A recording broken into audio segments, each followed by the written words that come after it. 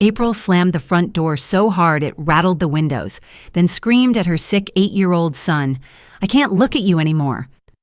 3 hours later, she was gone with her lover, leaving only a cruel note. What she didn't know was that her abandoned child would grow up to become her worst nightmare. If you're watching this, subscribe and let me know where you're watching from. Let me tell you how my daughter became the coldest person I've ever known, and how her own son became my greatest blessing. I'm Rose Patterson, 78 years old, and I've been raising my grandson since he was 8. 16 years ago, everything changed in one terrible afternoon that showed me exactly who my daughter really was. I used to think I raised April right. Fed her vegetables, taught her manners, made sure she said please and thank you. Turns out I forgot to teach her basic human decency.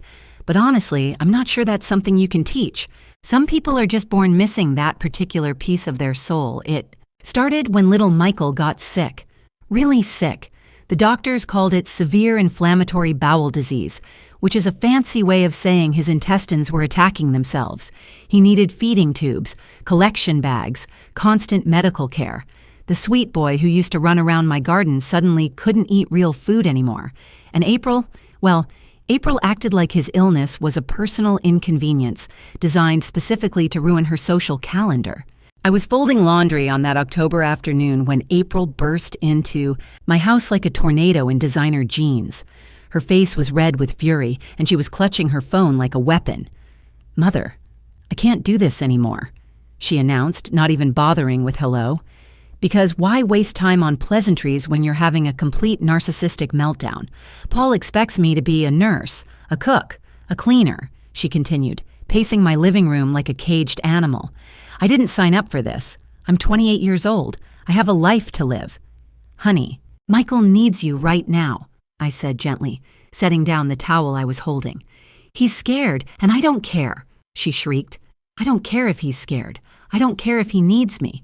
I care about me." Her voice carried through the house, and I prayed Michael couldn't hear her from his bedroom upstairs where he was resting. Here's what April didn't tell me that day. She'd been having an affair with Marcus, some yoga instructor she'd met at her fancy wellness center. Because nothing says spiritual enlightenment like abandoning your sick child for a man with abs. While her son was fighting for his health, she was planning her grand escape with her lover, withdrawing money from their joint account, researching apartments in Phoenix where they could start their new life together. "April, please," I begged, watching the stranger wearing my daughter's face. "He's your son, your baby. Remember how you used to sing to him? You'd rock him for hours when he was colicky." She laughed, but it was an ugly sound that made my skin crawl. That was before he became this burden. Do you know what it's like to watch other people live normal lives while I'm stuck changing collection bags and measuring medicine? Do you know how embarrassing it is when people ask about my special needs child? I stared at my daughter, this woman I'd carried for 9 months, nursed through childhood illnesses, celebrated every milestone with, and realized I didn't recognize her anymore. "When did you become so selfish?" I whispered. Her eyes turned ice cold, and for a moment I saw something that genuinely frightened me when I realized that being a good mother was ruining my life. Mother and I refused to let that continue. The way she said mother like it was a curse word, like my very existence was an insult to her, told me everything I needed to know about what was coming next. The next morning, I woke up to Michael crying and Paul's frantic phone call saying April was gone. But nothing could have prepared me for what I found in that kitchen, or how a simple piece of paper would reveal the true depth of my daughter's cruelty. On the counter sat 2 envelopes, one addressed to Paul, thick with what I later learned were divorce papers and custody relinquishment documents. The other, barely a scrap of paper, had my name scrolled across it in April's hurried handwriting. I opened it with shaking hands and read the most heartless words I'd ever seen. "Take care of him. I have a life ahead of me. I can't deal with this. Not, I'm sorry. Not, I love you both." Just a cold dismissal of her responsibilities, like she was returning a defective appliance instead of abandoning her family. Paul arrived 30 minutes later, still in his wrinkled business suit from catching the earliest flight home from Denver. His face was gray with shock and exhaustion, and he looked like he'd aged 10 years overnight. "She cleaned out the checking account," he said, slumping into my kitchen chair like a broken man. left me with exactly enough to cover this month's medical bills and nothing else. I poured him coffee with hands that wouldn't stop trembling. "Oh, Paul, I'm so sorry. The note she left me just says she can't pretend to love me anymore," he continued, his voice breaking. "She wants a divorce and full custody of nothing. She specifically wrote that she relinquishes all parental rights and responsibilities, like Michael is some kind of legal obligation instead of her son." That last sentence hung in the air like poison. What kind of mother doesn't just abandon a sick child, but makes sure it's legally binding so she can never be held responsible again? I kept thinking there had to be a mistake, that April would come to her senses and return. But honestly, deep down, I knew better. I'd seen the signs for months. The way she'd leave Michael with me for entire weekends, claiming she needed self-care time at expensive spas. How she'd wince when his medical equipment beeped, like the sound physically hurt her delicate sensibilities. How she'd started referring to his condition as this thing that's ruining everything instead of using his actual diagnosis. The way she'd grown increasingly angry whenever Michael needed help with basic tasks, as if his medical needs were somehow a personal attack on her lifestyle. "I can't take care of him alone," Paul admitted, and I could see the guilt eating him alive. "My job requires constant travel. I'm gone 3 weeks out of every month. He needs someone who can be there, who understands his medical routine, who can handle emergencies. Rose, could you consider taking legal guardianship? I'll keep paying for everything. His medical care, his expenses, his education, everything. I just need someone who can actually be present." I looked toward the stairs where Michael was sleeping. This brave little boy who never complained even when he was in pain, who still tried to make jokes when the doctors had to adjust his feeding tube, who apologized for being too much trouble when he needed help with his medical equipment. "Of course," I said without hesitation. "He's my grandson. He'll always have a home with me. Always." What I didn't say was that April's abandonment had broken something fundamental inside me too. For 38 years, I'd believed I'd raised a caring, loving daughter who would move heaven and earth for her child. Now I realized I'd been living with a beautifully packaged sociopath who saw motherhood as an inconvenience rather than a privilege. But looking at that brave little boy upstairs, I knew April had made the biggest mistake of her life. She'd thrown away pure gold for fool's gold, and she was too selfish to even realize it.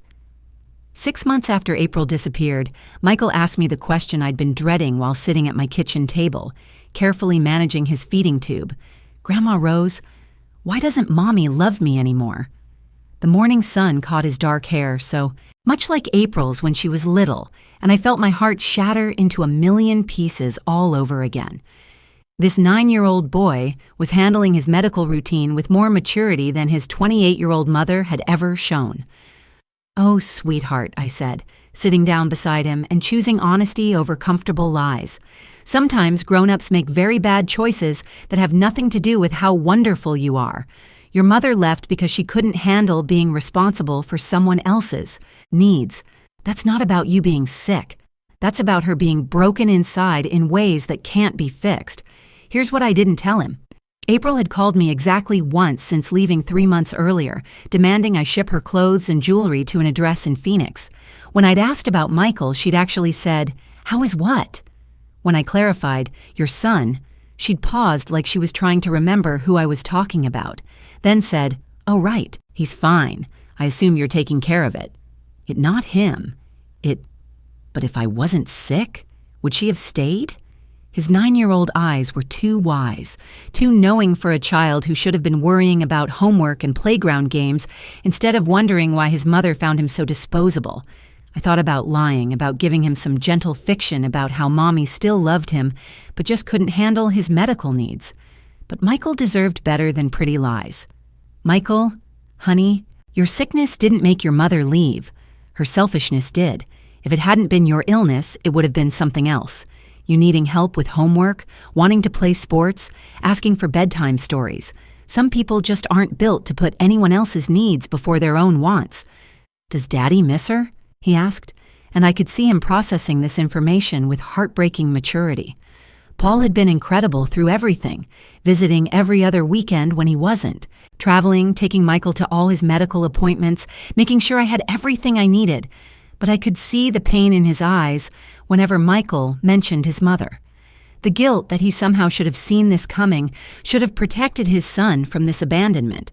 "Your daddy loves you more than anything in this world," I said firmly, "and so do I. Sometimes families look different than we expected, but the love is just as strong." Sometimes the love is actually stronger because it's chosen, not just automatic. That afternoon, while Michael napped, I made a decision that felt both necessary and liberating. I walked to my bedroom closet and pulled down all the photo albums. Carefully, methodically, I removed every single picture of April.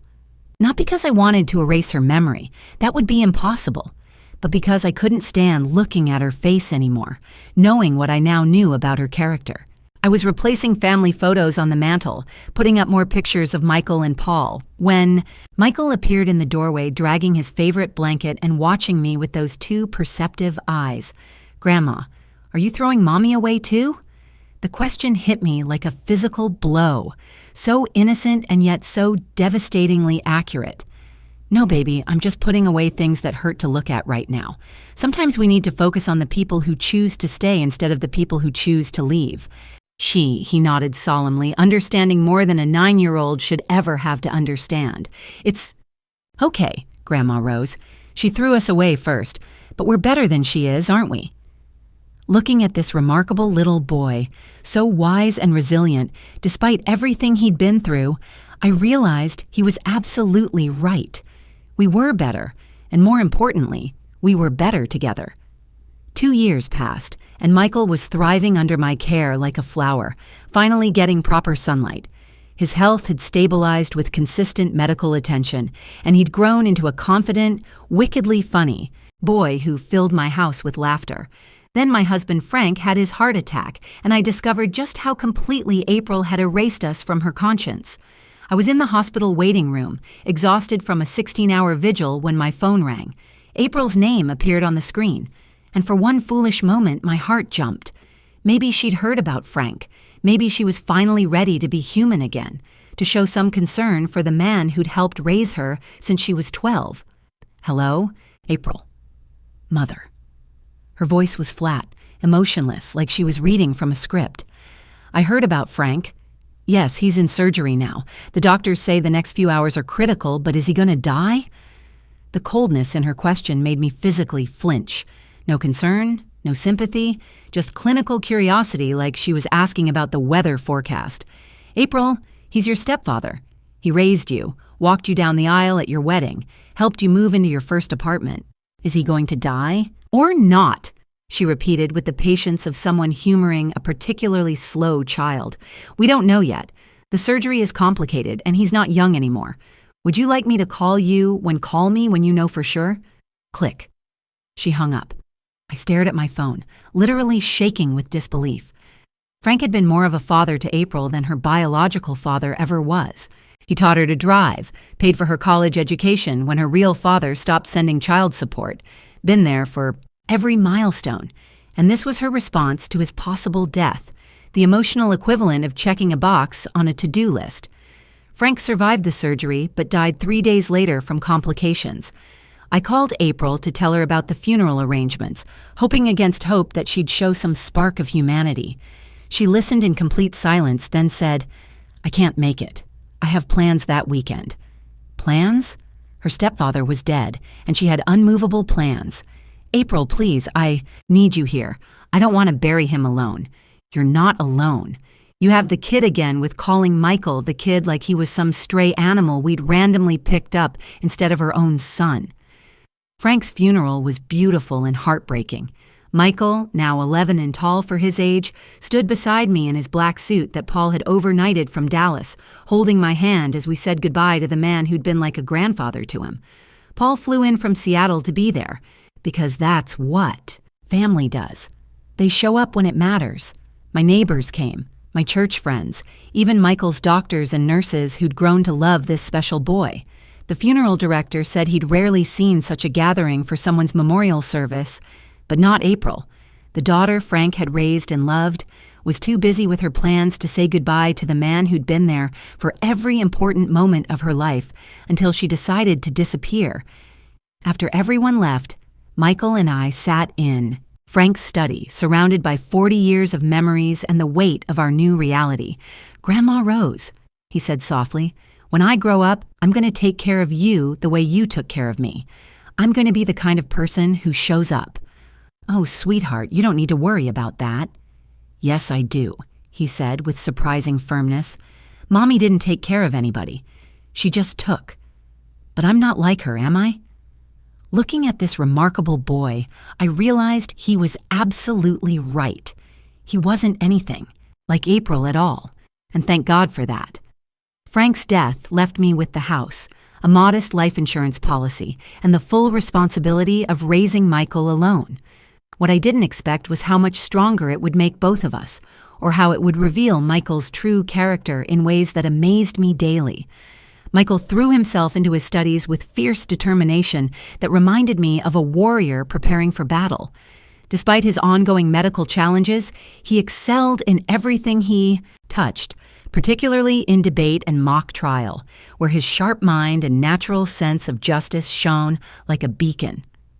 "I want to be a lawyer," he announced one evening when he was 14, sitting on our front porch and watching the sunset with the kind of peaceful confidence that comes from knowing exactly who you are, like the ones who help families when people try to hurt them, financially or emotionally. By this time, Michael's health had improved dramatically with proper medical management and the stability of a loving home. He still needed special care and monitoring, but he could live a relatively normal life, something that might not have been possible if he'd been shuffled through the foster system after April's abandonment. "That's a wonderful goal," I said, watching this remarkable young man who'd grown tall and serious beyond his years. "You'd make an excellent lawyer. You've got the mind for it, and more importantly, you've got the heart. I want to help kids whose parents abandon them," he continued, with the kind of quiet determination that gives me chills, and elderly people whose families try to steal from them. People who can't fight back by themselves because they're too young, too old, or too sick to protect themselves from the people who are supposed to love them. You know what's funny? While April was off living her authentic life in Arizona with Marcus, yes, I'd hired a private investigator to make sure she was really gone and not planning some dramatic return. Michael was becoming the kind of person who fought for justice and protected the vulnerable. The irony wasn't lost on me. "Grandma Rose, do you ever wonder if she thinks about me?" It was the first time he'd asked about April in over a year, and I could see he'd been working up the courage to voice this question that had probably been gnawing at him. I considered giving him some comforting lie about how she surely missed him, how she probably thought about him every day but was just too proud to admit her mistake. But Michael had always deserved honesty from me, and I wasn't going to start lying to him now. "I think your mother thinks about herself, sweetie. All day, every day. Some people are just built that way. They can't see past their own wants and needs long enough to consider anyone else's feelings or welfare. It's not a character flaw they chose. It's more like being born colorblind. Except instead of not seeing colors, they can't see other people as real human beings deserving of love and consideration." "Good," he said with a finality that surprised me, "because I don't think about her anymore either. You're my family. You and Dad Paul. She's just nobody, less than nobody actually, because at least most strangers wouldn't deliberately hurt a kid." The dismissal in his voice was so complete, so absolute that I knew he meant every word. April had lost her son entirely through her own choices, and he'd moved on completely. She was dead to him in every way that mattered. That night, lying in bed, I thought about the profound justice of it all. April had abandoned Michael to chase her own happiness, but in doing so, she'd lost the most precious thing anyone could ever have, the unconditional love of an extraordinary child who would have moved mountains for her if she just stayed and tried. Michael graduated valedictorian of his high school class and earned a full scholarship to law school at Georgetown. I was sitting in the front row, tears streaming down my face when he gave his graduation speech about overcoming adversity and the importance of family that chooses to love you unconditionally. "Family," he said, looking directly at me with those intelligent eyes that missed nothing. isn't genetics or legal documents. It's defined by who shows up when you need them most, who fights for you when you can't fight for yourself, and who loves you not despite your challenges, but because of the strength those challenges have given you. The entire auditorium erupted in applause, but I only had eyes for this remarkable young man who'd grown from a scared, sick little boy into someone who could inspire hundreds of people with his wisdom and resilience.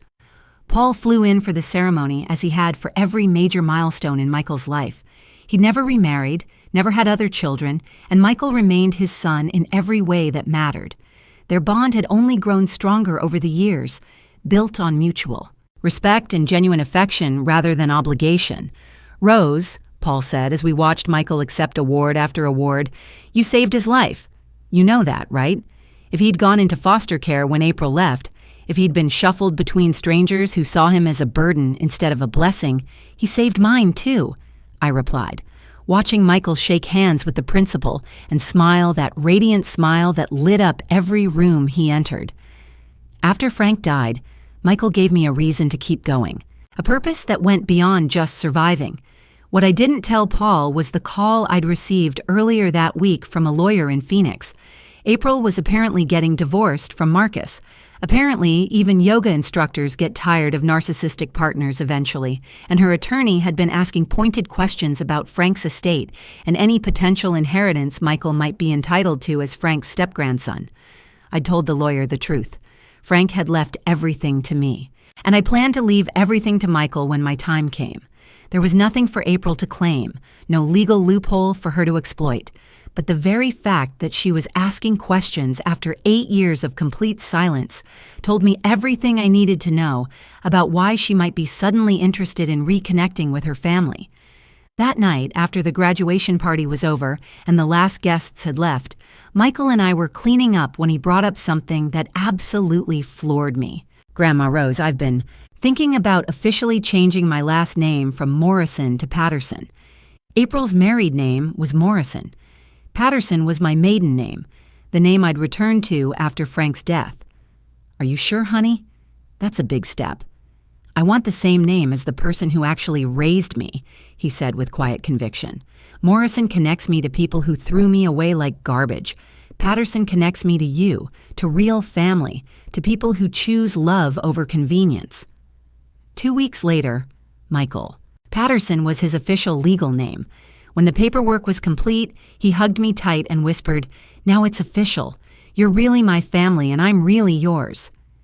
I had no idea then that this name change would become crucial very soon, because April was about to make the biggest miscalculation of her life by assuming the little boy she'd abandoned would still be helpless when she decided she needed him again.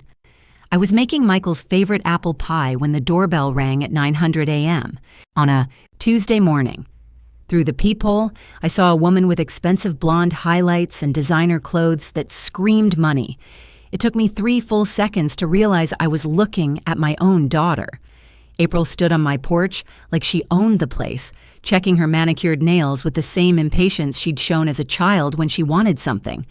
16 years had turned her into exactly what I'd feared, a woman who looked like she'd never suffered a day in her life while other people cleaned. Up her messes. Well, well, well, look what the cat dragged in.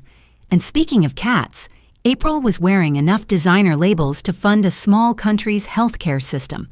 Funny how someone who claimed to be too poor to visit her dying stepfather suddenly had money for Prada purses and Botox treatments. "Hello, Mother."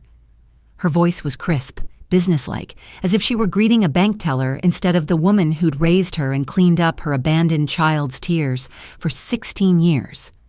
April. I didn't move to let her in. Call me petty, but after 16 years of silence, she could stand on my porch and explain herself before I invited her into my sanctuary. "May I come in? We need to discuss Frank's estate." Not, "How are you?" Not, "I'm sorry for your loss." Not, "How is my son?" Just straight to money.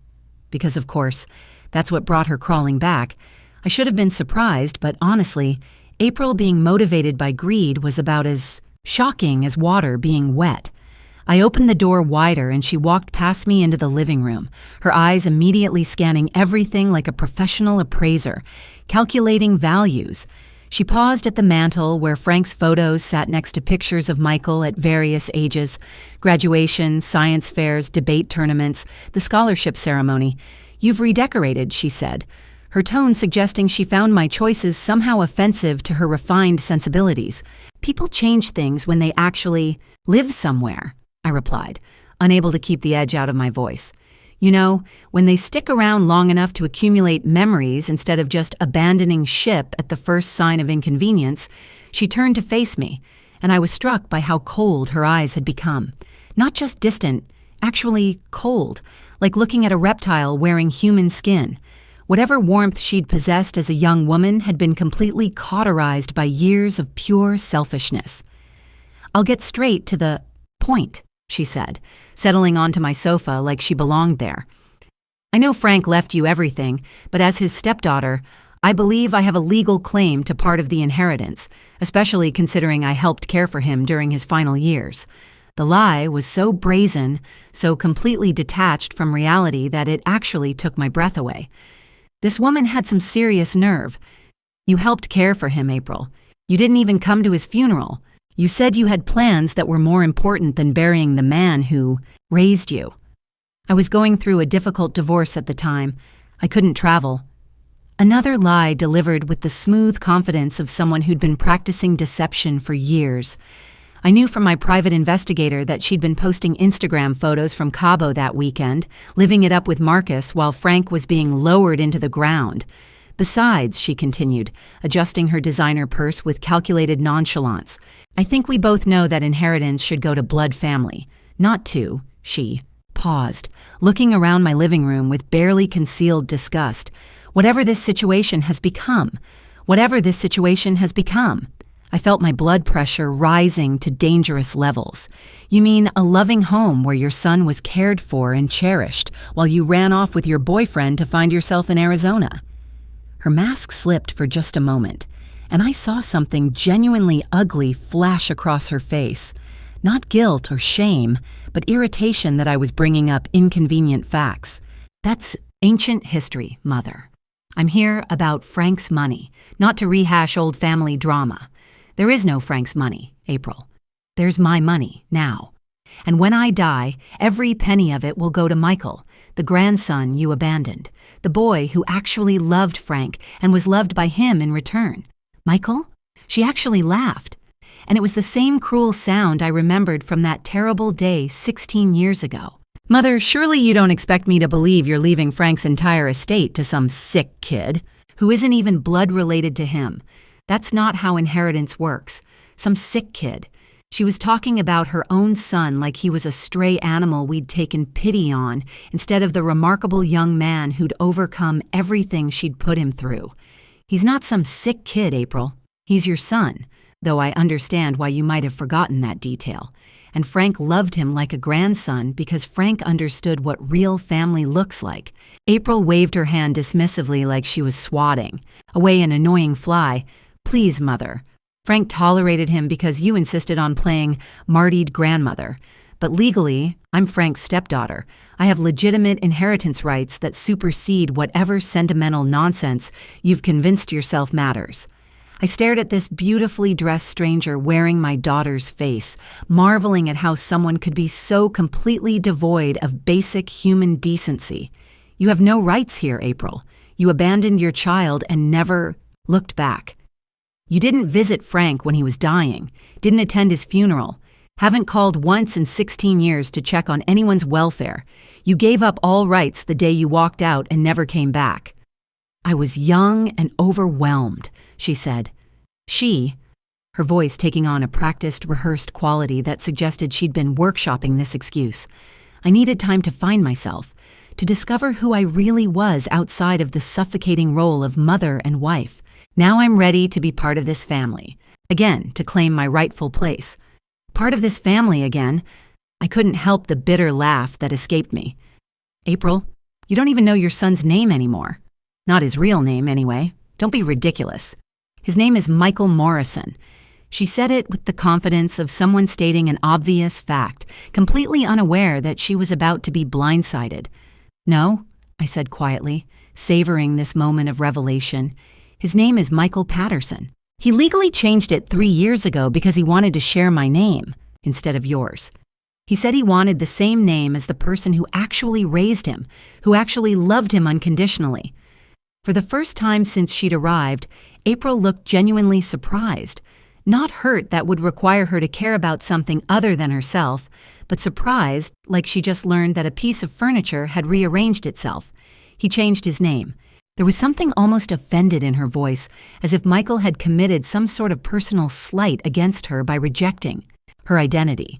He said Morrison connected him to people who threw him away like garbage, while Patterson connected him to real family, people who choose love over convenience, who show up when it matters, who understand that family is about more than shared DNA. Something flickered across her face, not pain or regret, but something more like territorial irritation, as if Michael was a possession she'd discarded but still somehow owned. "Well, that's easily fixed," she said with renewed confidence. "A name change doesn't affect biological relationships or inheritance rights. DNA is DNA regardless of what someone calls themselves. There are no inheritance rights." April. "Frank left everything to me, and I'm leaving everything to Michael. End of discussion." I stood up, making it clear this conversation was over. Her carefully maintained composure finally cracked like expensive veneer, revealing the cheap particle board underneath. "That's not fair. I'm his biological daughter. I deserve my share of what he worked for." "You deserve exactly what you earned," I interrupted, my voice rising to match hers, "which is absolutely nothing. You want to talk about what's fair? Was it fair when you abandoned your sick child? Was it fair when you didn't visit Frank during his final illness? Was it fair when you chose your selfish desires over every responsibility you'd ever accepted?"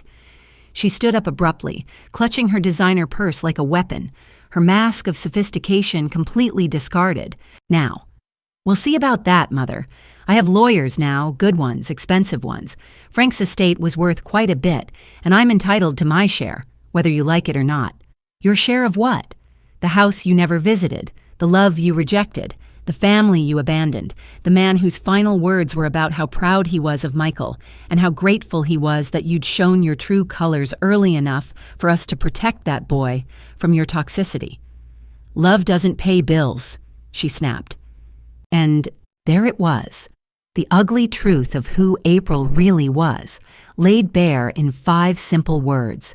No, but it builds character. Something you might have learned if you'd stuck around long enough to try being a decent human being. She headed for the door, then paused with her hand on the knob, turning back with what I can only describe as predatory curiosity. "Where is he anyway, Michael?" "At work. He's a junior partner at Morrison Bradley and Associates downtown." I couldn't resist the irony of mentioning that he worked at a firm named Morrison while legally being a Patterson. Her perfectly sculpted eyebrows shot up like exclamation points. "A lawyer? The sick kid became a lawyer?" "Yes, and he specializes in family law and elder abuse cases. He's very, very good at protecting vulnerable people from family members who try to take advantage of them." I let that sink in for a moment. "He's particularly ruthless when dealing with parents who abandon their children and then try to profit from that abandonment years later." The irony wasn't lost on either of us, and I could see her mental wheels turning, probably calculating whether her lawyer was better than mine. What she didn't know was that she was about to go up against her own son in court, and Michael Patterson was nobody's victim anymore. April left that day, but I knew she'd be back with reinforcements. What I didn't expect was for Michael to come home early from work with a grim expression and a thick manila folder that screamed, "Serious legal trouble ahead." "Grandma?" "Rose," he said, sitting down at the kitchen table where we'd shared so many important conversations over the years. "I need to tell you something. Someone's been investigating you. Our family, Frank's estate, professional investigators, not just casual curiosity." My heart sank like a stone. "April hired investigators to build a case against us. How did you?" He stopped, studying my face with those sharp lawyer eyes that missed absolutely nothing. "She came here today, didn't she? She finally showed her face after 16 years. I told him everything. Her demands, her lies about caring for Frank, her casual dismissal of him as some sick kid, her threats about expensive lawyers and inheritance rights. Michael listened in complete silence, his jaw tightening with each detail until he looked like he was carved from granite. "She called me some sick kid," I finished. "She doesn't even remember that you're her son, or if she does, she just doesn't care. You're just an obstacle between her and money she thinks she deserves." Michael was quiet for a long moment, staring at the folder in his hands with an expression I'd never seen before. Cold, calculating, and absolutely ruthless. When he finally looked up, his eyes held the kind of controlled fury that makes smart people very, very careful. Actually, Grandma Rose. She does remember exactly who I am. That's what makes this situation so interesting. His smile was predatory, the kind that opposing counsel learned to fear in courtrooms. He opened the folder and spread several documents across the table like he was laying out evidence for a jury. Legal papers, financial records, correspondence, investigative reports. "My firm handles a lot of inheritance disputes," he explained with professional calm. "When someone started digging into our family's financial situation, it raised red flags with our security protocols. So I did some digging of my own, and what I found is absolutely fascinating." "What did you discover?" "April's been planning this assault for months. She hired a private investigator 6 months ago, right after her divorce from Marcus was finalized, and she realized she was going to need money. She's been researching Frank's assets, your financial situation, my career prospects, even my medical history to see if she could use my childhood illness as leverage. I felt physically sick. She's been watching us like prey. More than that, she's been building an elaborate case based on complete fabrications. Look at this." He pointed to a document that made my blood run. Cold. "She's claiming that she maintained regular contact with the family throughout the years, that she contributed financially to my care and education, that she was Frank's primary caregiver during his final illness. But that's all lies. Complete fiction, I know, and I can prove every single lie with documentation. But here's the really interesting part." His expression turned absolutely savage. "She made a crucial mistake. She has no idea about the trust." "What trust?" Michael's smile turned triumphant. "The irrevocable trust that Frank established 3 years before he died. The one that protects all his assets from exactly this kind of inheritance challenge. The one that makes me the sole beneficiary with you as the lifetime trustee." I stared at him in complete shock. "I don't understand." "What trust?" Frank was much smarter than we gave him credit for. Grandma Rose, he knew that April might come back someday looking for money. He'd seen her true character, and he wanted to make sure that if anything happened to you, I would be protected from her greed. So he restructured his entire estate to make it legally impossible for her to touch any of it. "But why didn't you tell me about this?" "Because Frank asked me not to until it became necessary. He said you had enough to worry about without thinking about legal complications that might never matter. He wanted you to enjoy your life without looking over your shoulder, waiting for April to show up with her hand out." Tears welled up in my eyes, even in death. Frank was still protecting us from April's toxicity. "There's more," Michael continued, his expression darkening. "Her lawyer sent a formal demand letter this afternoon. They're threatening to sue for wrongful denial of inheritance rights and elder abuse through financial manipulation. Can they do that? Can they actually claim I'm abusing you by leaving you Frank's money?" Michael's smile turned absolutely lethal. "They can try, but I'm going to destroy them so completely in court that other gold-digging relatives will use their case as a cautionary tale. April's about to learn exactly who she abandoned 16 years ago, and it's going to be the most expensive education of her life." The knock came at 7:00 a.m. sharp, 3 weeks later, aggressive and insistent, like someone demanding entrance rather than requesting it. I knew before I opened the door that it would be April, but this time, she wasn't alone. A thin man in an expensive suit stood beside her, holding a briefcase-like armor and wearing the kind of predatory smile that screams, "personal injury lawyer." "Mrs. Patterson," the man said smoothly, his voice oozing false sincerity. "I'm James Brennan, Mrs. Morrison's attorney. We're here to discuss a reasonable settlement regarding the estate of Franklin Patterson that would avoid the unpleasantness of litigation."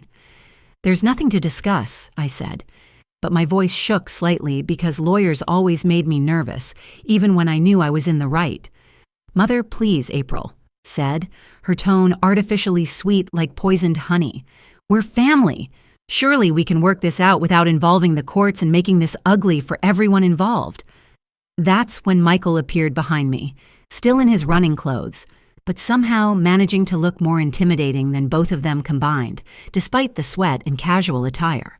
There's something about a confident man who knows exactly who he is and what he's capable of that makes smart people very careful about their next words. "Actually," Michael said, his voice carrying the kind of quiet authority that comes from years of winning in courtrooms, "I think the courts would be extremely interested in this case, particularly the fraudulent documentation and the attempted exploitation of elderly persons." April's face went completely white. For 16 years, her son had existed in her mind as a sick little boy she could ignore and dismiss. Now she was face to face with a tall, confident man who radiated the kind of controlled power that comes from fighting injustice professionally and winning.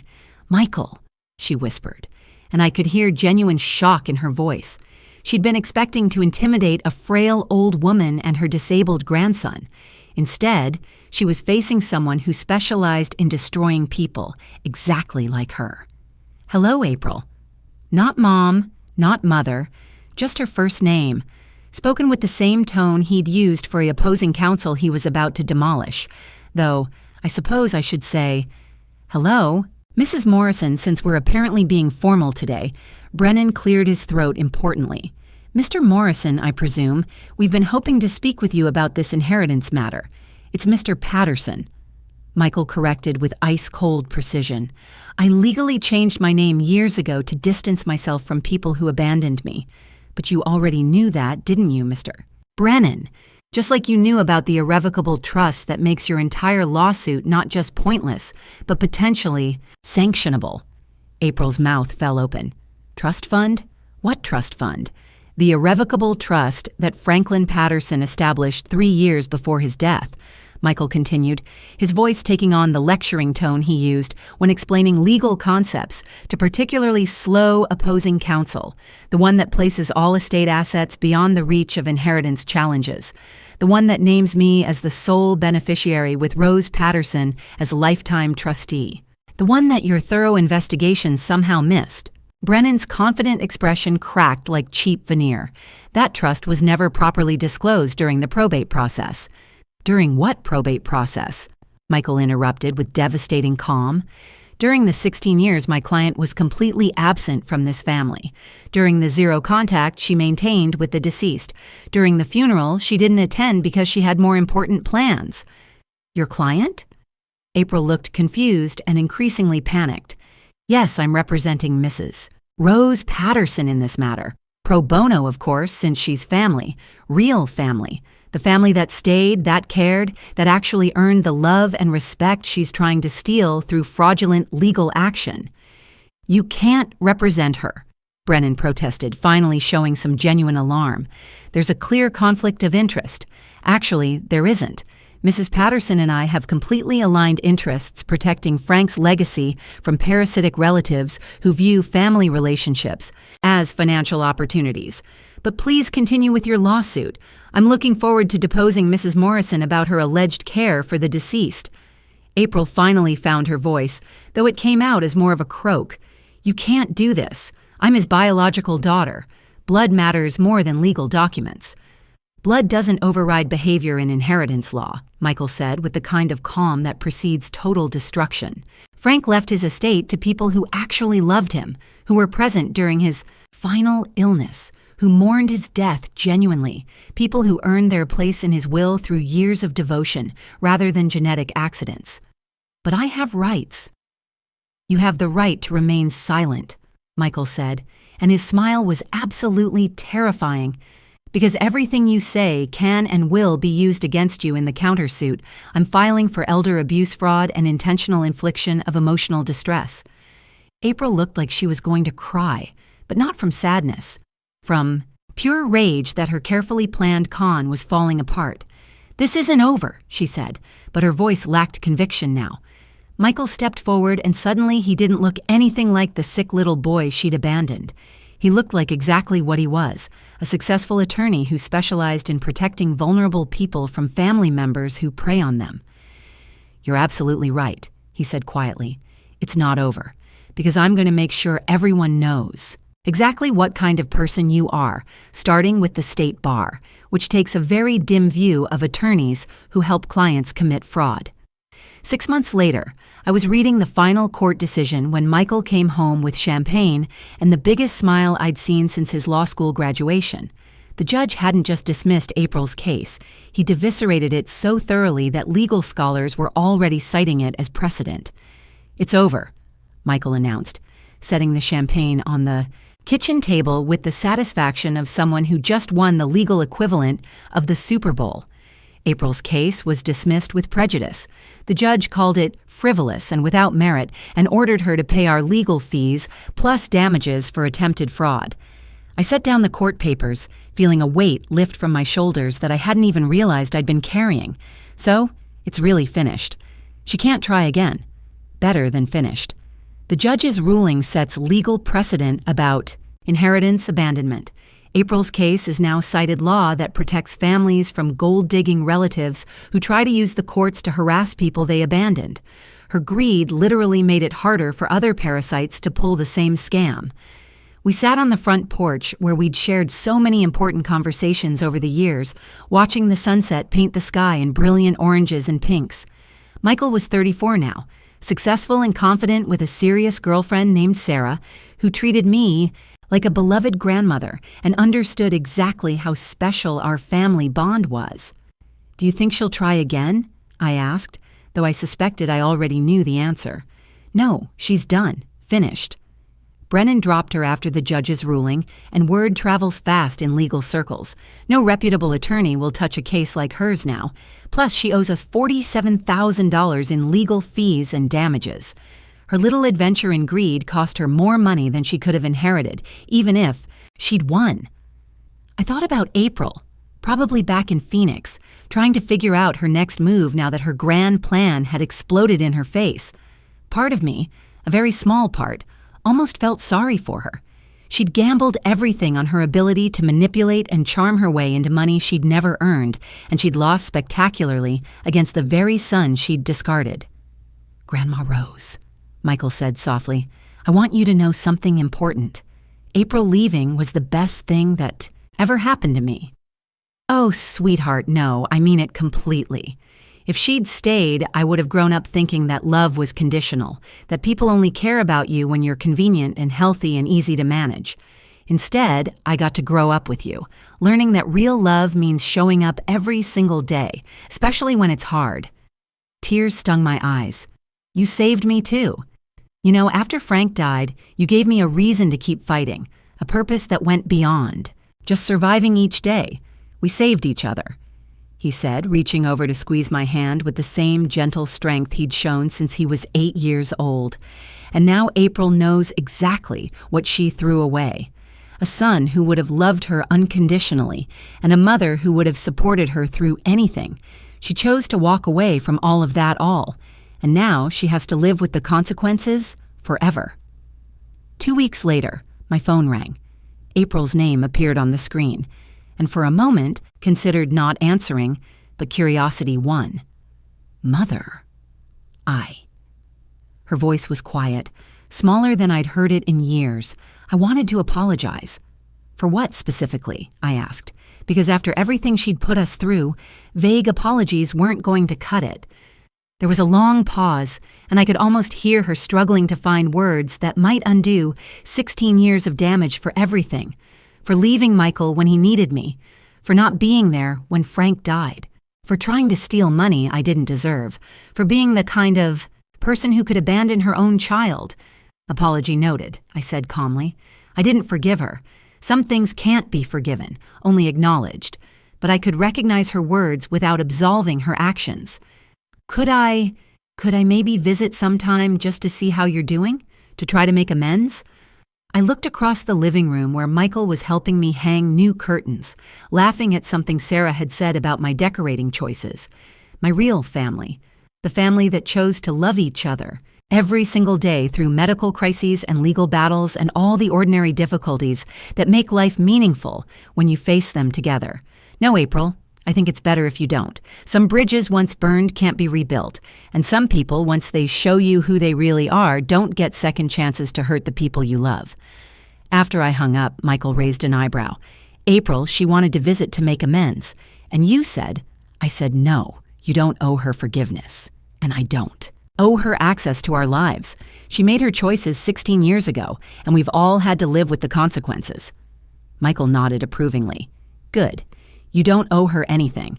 Not forgiveness, not access, not another opportunity to hurt you or manipulate our family. That night, lying in bed, I thought about the strange, perfect justice of it all.